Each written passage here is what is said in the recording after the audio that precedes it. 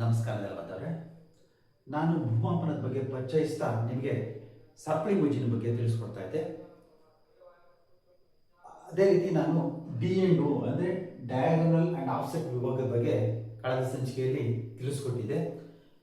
ಜಮೀನನ್ನು ಅಳತೆ ಮಾಡಿ ಏಣಿ ಪದ್ಧತಿ ಅಂದರೆ ಲ್ಯಾಡರ್ ಸಿಸ್ಟಮಲ್ಲಿ ಹೇಗೆ ಮೆಜರ್ಮೆಂಟನ್ನು ದಾಖಲಿಸ್ಬೋದು ಅನ್ನೋದನ್ನು ನಾನು ತಿಳಿಸ್ಕೊಟ್ಟಿದ್ದೆ. ತಾವಿಲ್ಲಿ ಕಾಣ್ಬೋದು, ಇದನ್ನು ಏಣಿ ಪದ್ಧತಿಯಲ್ಲಿ ಅಳತೆಗಳನ್ನು ದಾಖಲೆ ಮಾಡಲಾಗಿದೆ. ಇದನ್ನು ನಾವು ಪ್ಲಾಟ್ ಮಾಡಬೇಕು ಅಂತ ಯಾವುದೋ ಒಂದು ನಿರ್ದಿಷ್ಟ ಸ್ಕೇಲ್ನ ತಗೋಬೇಕಾಗತ್ತೆ. ನಂತರ ಪ್ಲಾಟಿಂಗ್ ಸ್ಟಾರ್ಟ್ ಮಾಡ್ಕೋಬೇಕಾಗುತ್ತೆ. ಹೇಗೆ ಪ್ಲಾಟ್ ಮಾಡಬೇಕು ಅನ್ನೋದ್ರ ಬಗ್ಗೆ ಇವತ್ತಿನ ದಿವಸ ನಾನು ತಿಳಿಸ್ಕೊಡ್ತೀನಿ.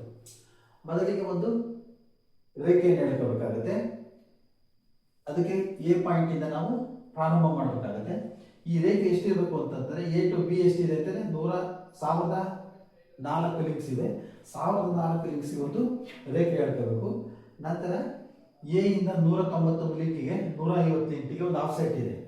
ಎ ಇಂದ 190 ಲಿಂಕ್ಸ್ಗೆ ಲೆಫ್ಟ್ಗೆ ಒಂದು ಆಫ್ಸೆಟ್ 158 ಲಿಂಕ್ಸ್ಗೆ ಇದನ್ನು ನಾವು ಗುರುತಿಸ್ಕೋಬೇಕು, ಪ್ಲಾಟ್ ಮಾಡ್ಕೋಬೇಕಾಗುತ್ತೆ. ನಂತರ ಎ ಇಂದ 324 ಲಿಂಕ್ಸ್ಗೆ 57 ಲಿಂಕು, ಎ ಇಂದ 324 ಲಿಂಕ್ಸ್ಗೆ 57 ಲಿಂಕ್ಗೆ ಒಂದು ಆಫ್ಸೆಟ್ ಇದೆ. ಇದನ್ನು ನಾವು ಗುರುತು ಮಾಡ್ಕೋಬೇಕು. ಅದೇ ರೀತಿ ಎ ಇಂದ 576ಕ್ಕೆ 83 ಲಿಂಕು, ಎ ಇಂದ 576 ಲಿಂಕ್ಸ್ಗೆ 83 ಲಿಂಕ್ಸ್ಗೆ ಇದೊಂದು ಆಫ್ಸೆಟ್ ಹೊಡಿಬೇಕು. ಅಲ್ಲಿಗೆ ಇವನ್ನೆಲ್ಲ ನಾವು ಜಾಯಿನ್ ಮಾಡಬೇಕಾಗುತ್ತೆ. ನಂತರ ಬಿ ಪಾಯಿಂಟ್ ಸ್ಟಾರ್ಟ್ ಮಾಡಬೇಕು. ಬಿ ಇಂದ ನಾವು ಸಿಗೆ ಹೋಗಬೇಕು. ಬಿ ಇಂದ ಸಿಗೆ ಎಷ್ಟಿದೆ? 1148 ಇದೆ. ಬಿ ಇಂದ ಸಿಗೆ ನಾವು ಡಿವೈಡರ್ ಸಹಾಯದಿಂದ, ಕಾಪಾ ಸಹಾಯದಿಂದ ಇದನ್ನ ನಾವು ಒಂದು ಆರ್ಕ್ ಕಟ್ ಮಾಡಬೇಕು. ಅದೇ ರೀತಿ ಎ ಪಾಯಿಂಟ್ ನಮಗೆ ಗೊತ್ತಿದೆ. ಎ ಪಾಯಿಂಟ್ ಇಂದ ಸಿ ಇಂದ 576, ಸಿ ಇಂದ 576, ಎ ಇಂದ ಸಿ ಇಂದ 576ಗೆ ಇದೊಂದು ಆರ್ಕ್ ಕಟ್ ಮಾಡಿಬಿಟ್ಟು ಈ ಲೈನ್ನ ಪ್ರೊಡ್ಯೂಸ್ ಮಾಡಬೇಕು. ಇದನ್ನ ಪ್ರೊಡ್ಯೂಸ್ ಮಾಡಬೇಕಾಗುತ್ತೆ. ನಂತರ ಬಿ ಇಂದ ಪಾಯಿಂಟಿಂದ 419ಕ್ಕೆ 61 ಲಿಂಕಿಗೆ ಒಂದು ಆಫ್ಸೆಟ್ ಇದೆ.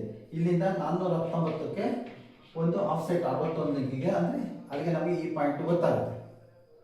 ನಂತರ ಸಿ ಇಂದ